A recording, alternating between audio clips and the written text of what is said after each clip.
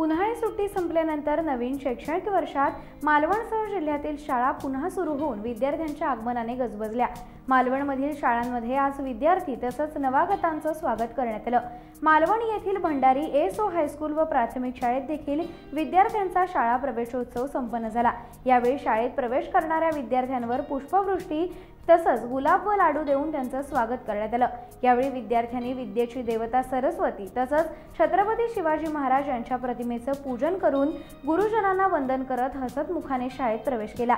यावेळी राज्य शासनाच्या मोफत पाठ्यपुस्तकांचं वाटप विद्यार्थ्यांमध्ये करण्यात आलं। यावेळी मुख्याध्यापक हनुमंत तिवले, लोकल कमिटी सचिव दशरथ कवटकर, खजिनदार जॉन नरोरा, पर्यवेक्षक आर.डी. बनसोडे यांच्यासह शिक्षक व शिक्षकेतर कर्मचारी उपस्थित होते। टाइम्स डिजिटलला लाईक करा, शेअर करा, सबस्क्राइब करा आणि बेल आयकॉन दाबायला विसरू नका। Times digital.